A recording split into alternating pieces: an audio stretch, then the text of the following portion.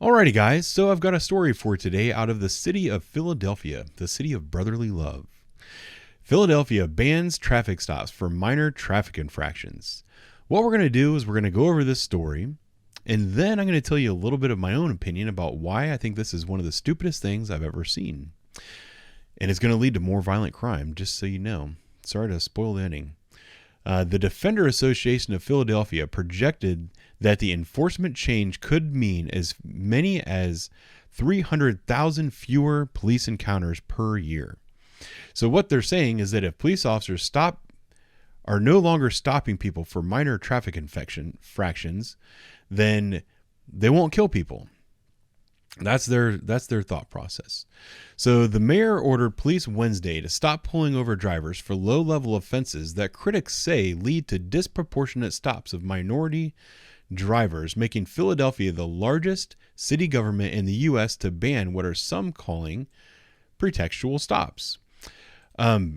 Before I get too deep into this, I want to just go back a little bit and talk about, they're saying that these stops disproportionately target minority drivers. Well, I'm going to tell you that the officers who do the most traffic stops are going to be the ones who work in the highest crime area, because they're the ones that are working the hardest to catch the bad guys. Unfortunately, very often, these very high crime areas are disproportionately populated by minorities. And I'm going to show you another thing, is that the victims and suspects of violent crimes are also disproportionately minorities. This is in the city of Columbus. Here's the homicide stats. At the time, this was October 31st. At the time, there were 172 homicides in the city of Columbus, and 114 of those victims were black.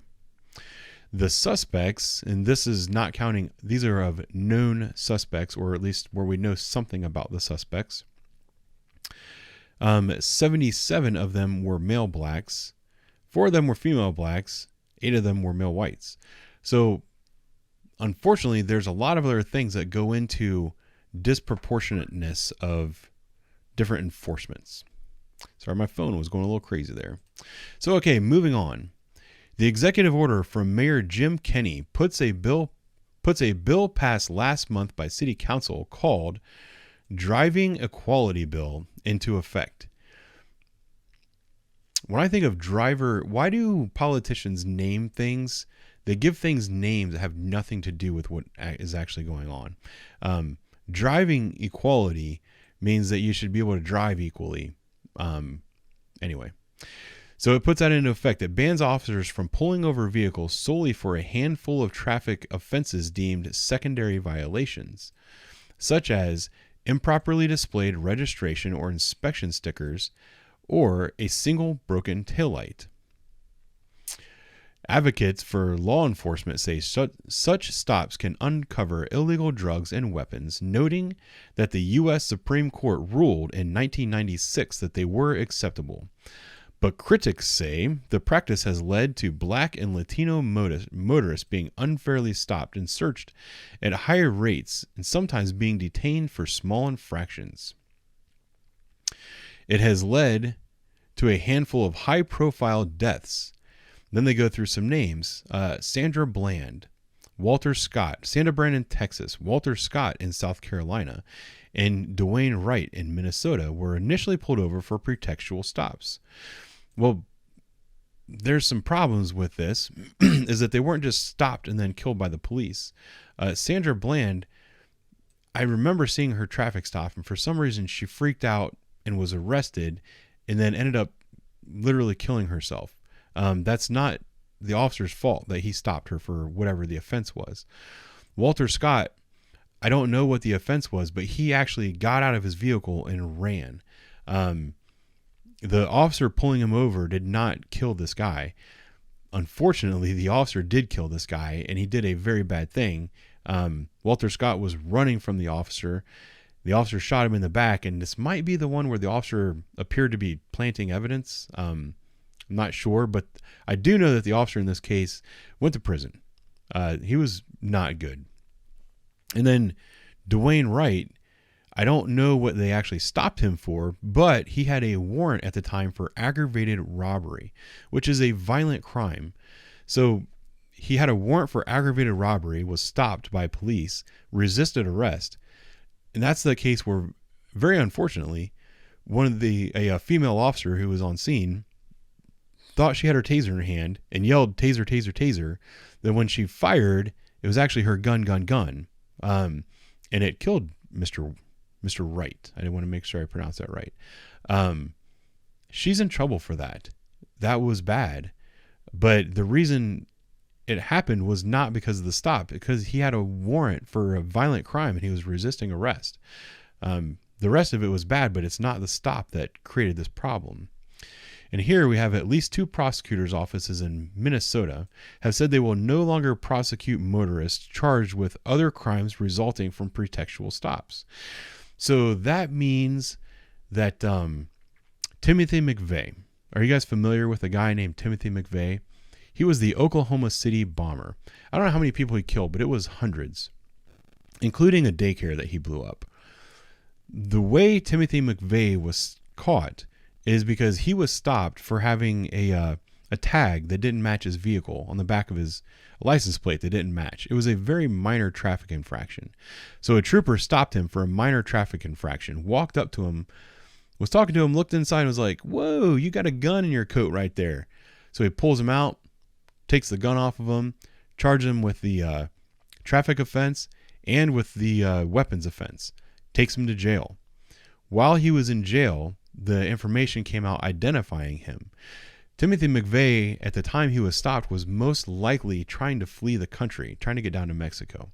If that trooper hadn't stopped him for a minor traffic offense and hadn't been able to put him in jail for the secondary thing that he found during the stop, Timothy McVeigh might have escaped and never been prosecuted.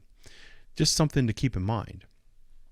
And I want to go to right here, Franklin County Sheriff's Office. Here's a perfect example.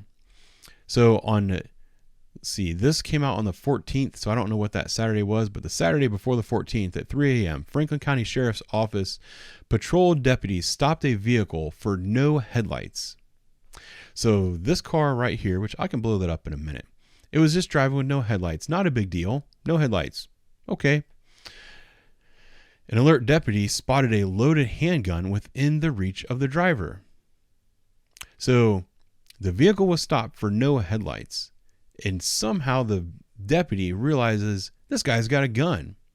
So now we have a gun, which a gun in itself is not illegal.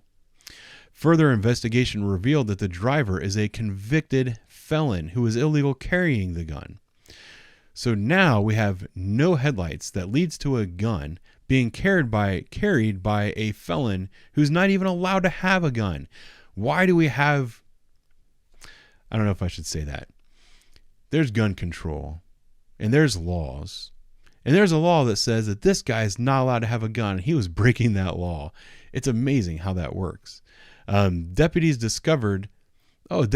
also discovered the driver is the person of interest in a recent shooting in the area of West Broad Street in Galloway. So here's a vehicle that was driving with no headlights. And most likely that traffic stop, it got an illegal gun off the street that was being possessed by a felon. And that gun was most likely the one that was used by that guy in a shooting a couple days prior. So if these officers were not allowed to stop vehicles for minor traffic offenses, then they would have just let this guy who had already shot somebody go free. And who knows if he shot somebody else or whatever, but I think we're supposed to be trying to keep those people off the streets. So I mentioned before that the officers who pull over the most vehicles are often the officers in the highest crime areas, because what they're trying to do is they're trying to get stuff like this because they want to catch the bad guys and they want to get the guns off the streets. That's the whole reason we have these laws.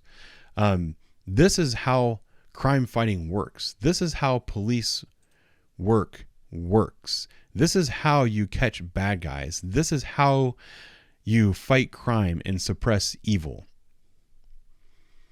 You do it by identifying a small thing and using that as a reason to find big things. You can't find the big things if you don't start somewhere small. Does that make sense to anybody? So I'll go back up to the top here. Philadelphia bans traffic stops for minor infractions. If you want the bad guys to be able to go free and travel your city with no restrictions whatsoever, go ahead and pass laws like this. If you want the police to be able to do their job and stop bad guys from committing violent crimes, meaning if you want murderers to stop or at least slow down in your city, then stop handcuffing your police officers and let them do their job. Those are going to be my thoughts for today. Thank you for watching. I'll talk to you soon.